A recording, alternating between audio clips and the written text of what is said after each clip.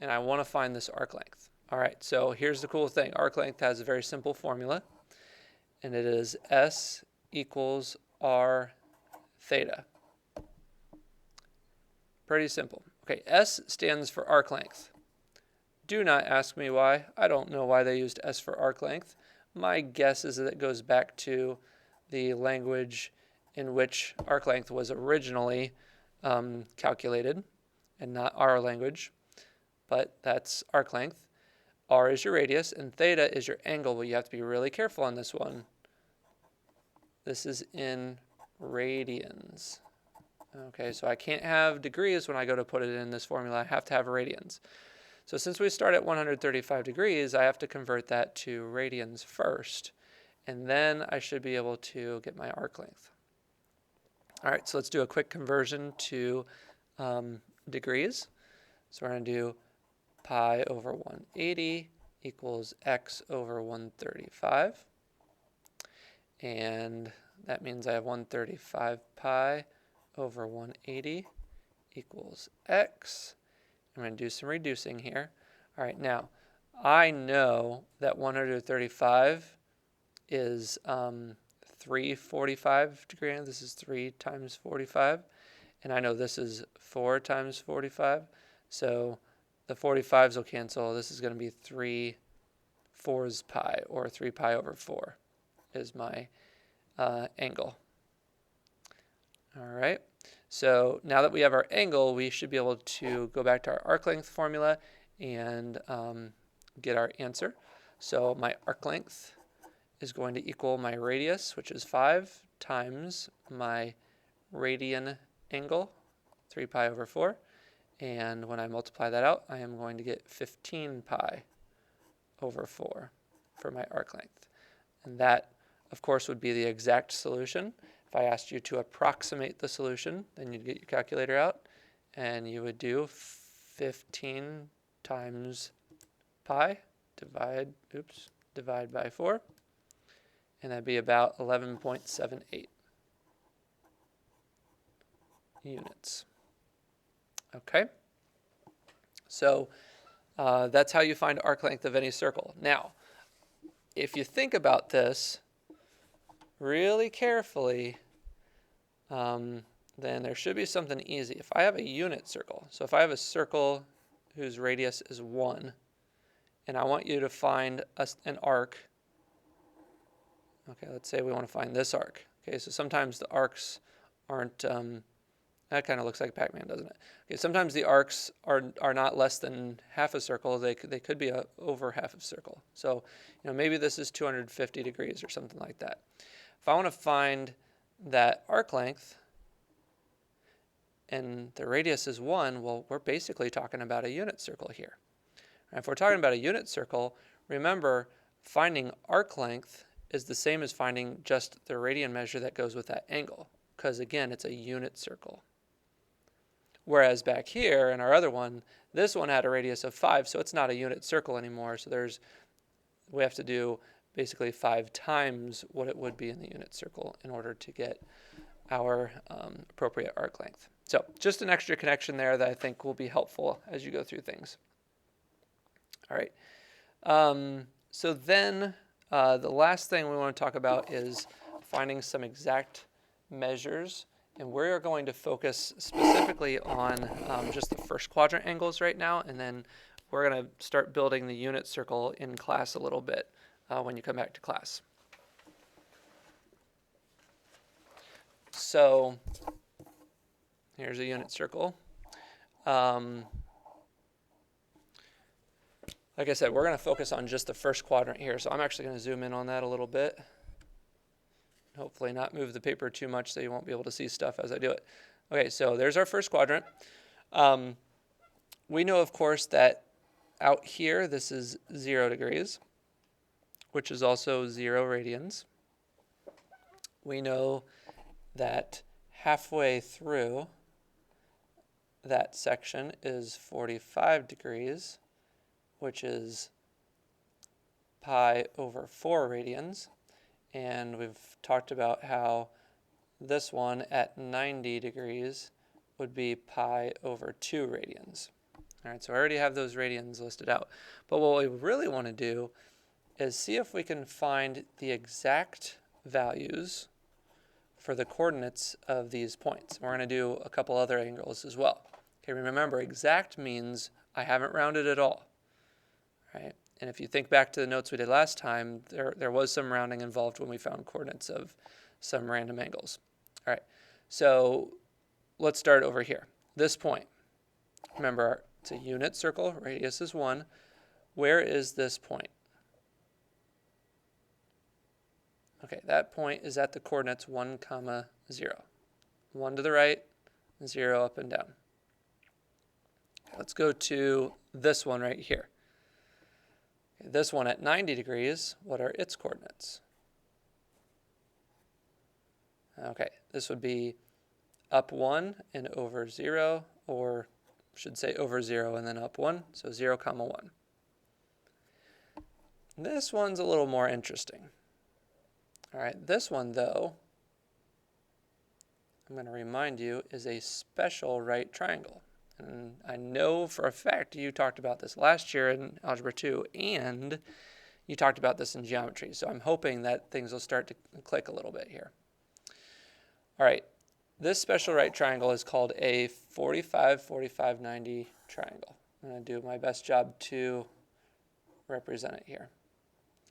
And I don't know if you remember this at all, but if you do, you'll remember that whatever the length is of the legs of our 45, 45, 90 triangle, the hypotenuse is that length times the square root of 2. Now, if I reverse that a little bit for the unit circle, then we should be able to find the coordinates. Here's what I mean by reverse that. We know that this is supposed to be 1, the radius. So if I solve this little equation here, then I should be able to tell what x is. So x times the square root of 2 equals 1 means that x equals 1 divided by the square root of 2. So you could actually write it just that way, 1 over the square root of 2. Usually, though, in math, we don't leave radicals in the denominator, and so this is going to be the square root of 2 over square root of 2 over 2. All right, and that's what x would equal. What does that mean? Okay, well, just to give you an idea, square root of 2 over 2 is approximately 0.707. All right, just take my word for it. So if it's approximately 0.707, that means that this distance here is approximately 0.707. Kind of makes sense. It's definitely not 1. 1 is that high. Oops, sorry, I'm not showing you. Again, this height right here is about 0.707. It's right about there. It's not 1, but it's definitely also not a half. All right, so it's a little bit higher than a half, less than 1, 0.707. And then what happens to be true is that since this is a 45, 45, 90 triangle, the height and the width, I guess you'll call it the base actually, are the same. So this particular point has the same x-coordinate as it does the y-coordinate. And if I asked you to find the exact values of those coordinates, they would be square root of 2 over 2, comma, square root of 2 over 2. Okay, it's square root of 2 over 2 distance this way, and square root of 2 over 2 distance this way. Now, we'll get a lot more experience with this, but I need to at least show you once before you come back and we go through stuff in class. All right, so then let me show you another special one.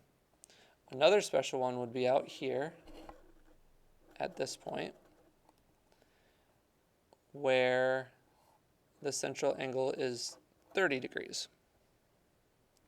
This one we can also find the exact coordinates for. So we're going to do a little jog down memory lane again. All right. We'll go back to this special triangle that I know for sure you've learned about. This is a 30, 60, 90 triangle. And in the 30, 60, 90 triangle, the smallest side we called x. The hypotenuse is always 2 times as big as whatever the short leg is. And this right here, the long leg, is x times the square root of 3. All right. So again, since we're dealing with the unit circle, this equals 1. And then the rest of our units are going to be determined based on that. So if this equals 1, then if 2x equals 1, that means x is 1/2.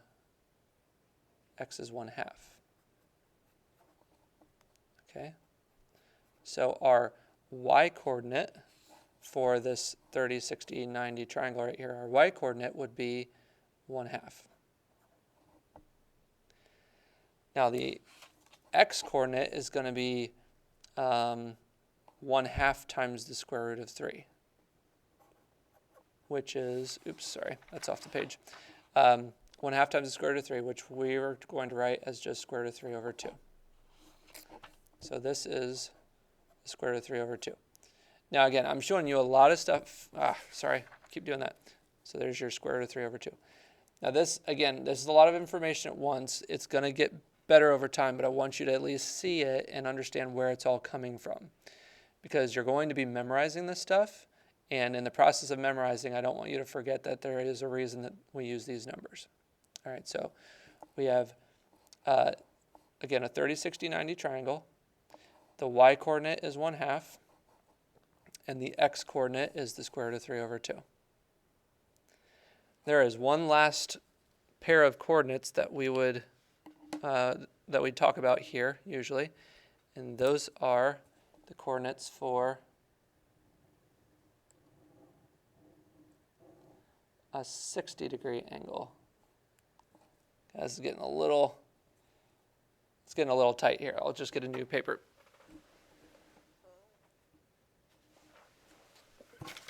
Okay, here we go. So now I'm going to put a 60-degree angle here.